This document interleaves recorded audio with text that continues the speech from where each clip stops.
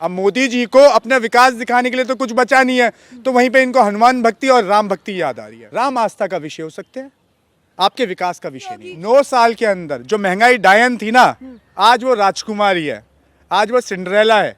मोदी जो युग है उसका समापन होने पे आ गया। जूता सफाई का काम मिलेगा, लोगों के जूता संभालने का काम मिलेगा, और हाँ, वहीं पे कटोरा लेके भीख मांगने का काम मिलेगा, क्योंकि रोजगार तो बचा नहीं। वो चाय बेचते थे तो कहां से उनके पास वो डिग्री आ गई एंटायर पॉलिटिकल साइंस की, कि परिवारवाद की पार्टी थी तो घर अच्छे चल रहे थे। आज जब किसकी सरकार है मैडम?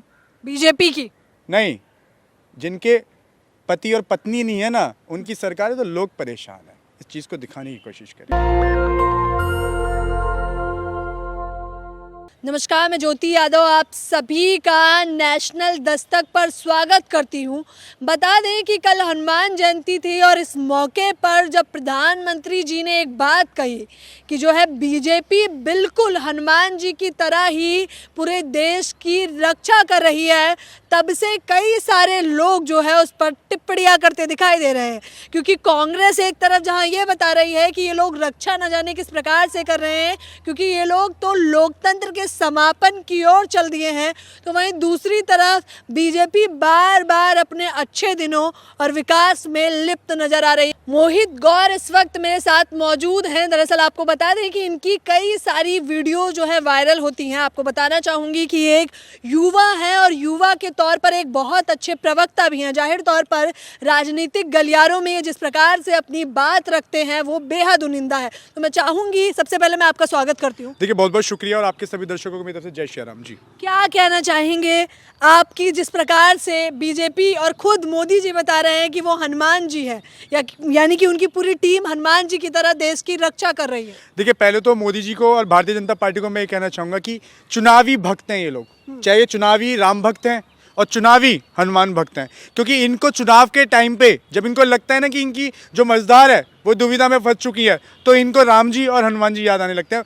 बाकी जब पूरा समय रहेगा तो सिर्फ एक ही चीज़ में व्यस्त रहेंगे, अपने मित्र को सुरक्षा करने में, और लोगों को किस प्रकार से लोगों को परेशान कर सकते हैं, ये बस उस चीज़ में लगे रहते हैं। देखिए, देश की जनता परेशान है इस टाइम पे, चाहे महंगाई हो, चाहे लोगों की सुरक्षा व्यवस्था हो, चाहे लोगों की स्वास्थ्य व्यवस्था हो, यहाँ तक कि अगर विपक्ष इनसे सवाल कर रहा है तो उस चीज़ में भी ये अपने आप को बचाने की कोशिश करता है। इनका जनता से कोई लेना देना है ही नहीं। जनता त्राही त्राही होके कह रही है कि मालिक अब तो जाग जाइए नींद से, आपने 18 घंटे इस कदर काम कर दिया है कि महंगाई से त्रस्त है जनता। युवा बेरोजगार घूम रहा है, किसान त्रस्त है इस टाइम पे, पर क्या करें। अब मोदी जी को अपना विकास दिखाने के लिए तो कुछ बचा नहीं है, तो वहीं पे इनको हनुमान भक्ति और राम भक्ति याद आ रही है जी। तो राम भक्ति तो याद आएगी ही ना, क्योंकि आखिरकार राम मंदिर जो बन रहा है। देखिए, मैं आपको इतिहास, देखिए कुछ लोग व्हाट्सएप यूनिवर्सिटी से ज्ञान लेते हैं, है ना, और शायद मैं आशा करता हूँ लोगों को व्हाट्सएप यूनिवर्सिटी से, क्योंकि सडालने पे सुबह बैठ के इनको व्हाट्सएप दिखता है तो वहाँ से ज्ञान लेके आते हैं, पर इन लोगों को जानकारी होनी चाहिए कि राम आस्था का विषय हो सकते हैं, आपके विकास का विषय नहीं हो सकते। ये लोगों को जान लेना चाहिए। देखिए, भगवान की आप पूजा आराधना करो, कोई दिक्कत नहीं है, पर मैं एक बात कहना चाहूँगा कि आपकी स्वास्थ्य व्यवस्था में सरकार ने क्या किया, सरकार का मुद्दा क्या है, जो लोगों की स्वास्थ्य व्यवस्था है उसके लिए क्या किया सरकार ने। राम भरोसे छोड़िए ना, सब पत्ता भी राम के। बिल्कुल, राम भरोसे छोड़ चुके हैं। कह के आए थे कि 350 450 रुपए का आपको सिलेंडर दिलवाएंगे, पर आज सिलेंडर 1103 रुपए का। पर प्रधानमंत्री नरेंद्र मोदी जी, छोड़िए, जो सिंड्रेला है हमारी, वो अभी व्यस्त हैं, वो हथनी देखने में व्यस्त हैं, या वो व्यस्त हैं किसको देखने में? राहुल गांधी को देखने में व्यस्त हैं। क्योंकि ईरानी कह रही है कि आप लोग कांग्रेस जो है महिलाओं का सम्मान नहीं करती। सिली बाल को देख लीजिए, तो जब ही तो उन्हें महिला दिखेंगी, जब ही उनको जो महिला मंत्रालय है उसके अंदर, भारत देश के अंदर, जब प्रधानमंत्री आपका लाल किले पे खड़े होके बात करते हैं, बड़ी बड़ी महिलाओं के लिए बात करते हैं, बड़ी, पर हाँ, वही स्मृति ईरानी व्यस्त हैं सिली बाल के लिए, वो वहीं पे व्यस्त है। बहुत रोना धोना हो गया उनका, क्योंकि देश की जनता जान चुकी है, जब 450 रुपए का सिलेंडर था वो रोती थी, पर आज 1100 रुपए का सिलेंडर है, तो क्या करें। क्योंकि वो अच्छे दिनों में व्यस्त है। वो कह रहे हैं विकास होगा तो महंगाई होगी। 9 साल के अंदर जो महंगाई डायन थी ना, आज वो राजकुमारी है, आज वो सिंड्रेला है ना, तो छोड़ दीजिए। अब महंगाई है, महंगाई उन लोगों के लिए जो लोग हकीकत में जमीनी स्तर पे है, उन लोगों के लिए महंगाई है। पर हाँ, जो कमीशन पे जो जी रहे हैं, जो मोदी भक्ति में जी रहे हैं, उन लोगों के लिए महंगाई नहीं है। क्योंकि यहाँ पे सरकारी सनातनी और सरकारी जो भक्त है और सरकारी मीडिया जो है वो व्यस्त है ये गिनवाने में कि महंगाई नहीं है। पर किंतु इस देश की गरीब जनता जो है उससे जाके पूछिए, जब वो सुबह उठती है, जब 70 रुपये लीटर का दूध खरीदती है, उससे पूछने की कोशिश करिए कि महंगाई है। और संबित पात्रा जी तो कह रहे हैं कि कांग्रेस में बौखलाहट हो गई। आप किन की बात कर रही हैं? हाँ। मुझे उनका नाम प्रवक्ता है। अरे प्रवक्ता छोड़िए, फर्जी डॉक्टर हैं, डॉक्टर लगाते हैं वो, पर उनको कोविड की फुल फॉर्म तक नहीं पता। आप उनका नाम लेके है ना अपना टाइम और देश की जनता का और अपने दर्शकों का जो टाइम है वो बेकार कर रही है। कह रहे हैं नौटंकी करने में व्यस्त हो चलिए, क्योंकि उन्हें पता है कि अब समापन की ओर है कांग्रेस। देखिए आप एक बात सोचिए, देखिए कांग्रेस समापन में है, ये उनकी, और विपक्ष समापन पे है, ये उनकी भूल है। क्योंकि मोदी जो युग है उसका समापन होने पे आ गया है। और बहुत ढोंग कर लिए राम के नाम पे, तो यहीं पे ऊपर से बैठे श्री राम भी कह रहे हैं कि चलिए झोला उठाइए, आपका जाने का टाइम आ चुका है। और हाँ, मैं एक बात कहना चाहूंगा कि ये जो ढोंग राम जी के नाम पे जो लूट खसोट जो चंदाखोरी हुई है, उसी चीज से परिणाम है कि देश की जो जनता है वो परेशान है इस टाइम पे, देश की जनता त्रस्त है इस टाइम पे। पर क्या करें?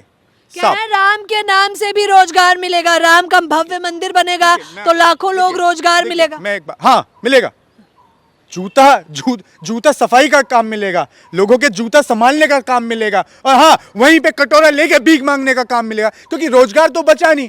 असल में आप जय श्री राम का नारा लेके आप दंगा कर सकते हैं, पर जय श्री राम का नारा लेके गृहस्थी तो पाल सकते थे, पर सिया तो गायब कर दी। श्री राम लगा के आप दंगे फैला सकते हो, अपना घर नहीं संभाल सकते। मैं एक बात कहना चाहूंगा, इस देश का बड़े से बड़ा मंत्री का बेटा, इस देश के बड़े से बड़े उद्योगपति का बेटा वो विदेशों में जाके पढ़ रहा है, और वो हाँ हबीबी के साथ हाथ मिला के अपना व्यापार करने की कोशिश कर रहा है। पर हाँ वहीं पे आपका जो बच्चा है जय श्री राम का नारा लेके हाथ में तलवार और आपका झंडे लेके दंगे कर रहा है। कह रहे हैं सर्कुलर हिंदू होने का ही भुगतान हमें करना पड़ रहा है। सर्कुलर, देखिए सर्कुलर जो शब्द है उसका आप नाम लेना छोड़ दीजिए, यहाँ पे आप सरकारी फिक्स कर दीजिए। क्योंकि यहाँ पे हम लोग सनातनी हैं, आप सनातनी हैं, आप रोजगार मांगते हैं, सरकार से कहती है कि महंगाई कम करो। क्योंकि हम लोग टैक्स पेयर हैं, हम व्हाट्सएप यूनिवर्सिटी नहीं चलाते, तो यहाँ पे एक शब्द का इस्तेमाल करिए। सरकारी सनातनी, सरकारी मीडिया, इनका सबसे बड़ा योगदान है इस देश को गर्व में डालने का। जी तो क्या कहना चाहेंगे? अब लग रहा है क्योंकि 24 में तो समापन ही बताया जा रहा है राहुल गांधी का। देखिए इस देश का दुर्भाग्य है कि एक अनपढ़ मदारी प्रधानमंत्री को बोल रहा है। देखिए मैंने क्या, आप समझने की कोशिश करिए। एक इस देश का प्रधानमंत्री, इस देश का अनपढ़ प्रधानमंत्री, क्योंकि आज के देश के इतिहास में पहले एक ऐसा प्रधानमंत्री है जो अनपढ़ है ना, जो चाय बेचने का कार्य करता था। अगर वो चाय बेचते थे तो कहां से उनके पास वो डिग्री आ गई एंटायर पॉलिटिकल साइंस की, है ना। अगर वो चाय बेचते थे तो कहां से उनके पास डिग्री है। और हाँ, अगर वो चाय बेचते थे तो आज देश बेच दिया है उन्होंने, किसके हाथों? अडानी के हाथों। तो वहीं पे मैं कहना चाहूंगा कि आप सदस्यता रद्द कर लीजिए, आप विपक्ष के लोगों को जेल में डालने का काम करिए। पर हाँ, देश की जनता आपकी आंखों में आंख से आंख डाल के आपसे सवाल करेगी और आपको सोने नहीं देगी। तो आपसे क्या चाहती है जनता, क्या चाह रही है, क्या मांगे है आपकी? देखिए मैडम, 24 में झोला लेके, प्रधानमंत्री जी को झोला लेके हिमाचल के पर्वत पे भेज देंगे। बहुत वहाँ पे उन्होंने योग करे हैं और बहुत ज़्यादा वहाँ पे बैठ के तपस्या करी है। तो 24 के अंदर उनको झोला लेके कहाँ भेजना? खुद बोलते हैं कि मैं तो साधु इंसान हूँ, मुझे मोह माया नहीं है, मैं तो झोला उठा के चल दूंगा। अगर काश इस देश के प्रधानमंत्री पारिवारिक होते और उनके पास गृहस्थी जीवन होता तो उनको दुख होता कि जो आज इन लोगों ने लोगों को, मैं फिर बोलूँगा, क्योंकि महंगाई आप लोगों के लिए मुद्दा नहीं होगा, पर मुद्दा इस देश की जनता के लिए है। जो मिडिल क्लास लोग हैं उनके लिए, जनता के लिए है, और जो टैक्स पेयर लोग हैं, जो लोग, उनके लिए मुद्दा है। पर ये मुद्दे के ऊपर 24 के अंदर हाँ सरकार को हटाने की कोशिश। जब अपने समय में महंगाई थी तो मोदी जी कहते थे महंगाई का माँ भी नहीं लेते। कौन सी महंगाई की बात करें? 350 रुपए में महंगाई थी क्या? आपको 1100 रुपए नहीं दिख रहे? आप कौन सी महंगाई की बात करिए? महंगाई आज है, पिछले 9 साल के अंदर महंगाई चरम पे है। आटे पे पैसे बढ़ चुके हैं, आपका चीनी पे पैसे हैं, आपका दूध पे पैसा है, आपका यहाँ तक कि दही पे भी पैसा है। तो आप बताइए महंगाई, चलिए ठीक है मान लेते हैं, मैं भी कहना चाहता हूँ कि महंगाई नहीं है। कह रहे हैं अब देखिए व्यापार कितना ज्यादा बढ़ा दिया, रोजगार मेला के तहत 74 लाख नौकरियां भी दी। आपको मिला है क्या रोजगार? मोदी जी की चापलूसी करने का आपको रोजगार मिला है क्या? नहीं जनता मिला है। को मिला है, जनता नहीं, को। आपको मिला है मैडम, क्योंकि आप देखिए, अगर आप मोदी जी की चापलूसी का चश्मा अगर हटा के देखेंगी और हाँ पत्रकारिता का निष्पक्षता से करेंगी तो आपको दिखेगा कि देश की जनता परेशान है। ये बात मान लीजिए आप, देश की जनता परेशान है। वोट की चोट तो आप ही अरे के पास वोट है। मैडम एक ही चीज है, राम नाम लेने से वोट नहीं मिल रही, वोट जो मिल रही है ईवीएम के अंदर घोटाला करने से मिल रही है। आप इस चीज को जानने की हिमाचल में जीत जाएंगे तब घोटाला नहीं होगा। अरे हिमाचल में जीत चुके हैं मैडम। हाँ तो वही तो बता अरे रही हूँ, जीत तब चुके हैं। तब तो आप नहीं कहते नहीं, कि जीत घोटाले चुके से हैं, जीते हैं, जीत तब चुके आपको हैं। शर्म आनी चाहिए, आप लोगों को दिखाना चाहिए। खुद एक पार्टी का राष्ट्रीय अध्यक्ष अपना गृह क्षेत्र हार के अगर आप लगे पड़े चापलूसी करने में, Modi Modi Modi Modi Modi magic is finish ma'am, Modi magic finish हो चुका है।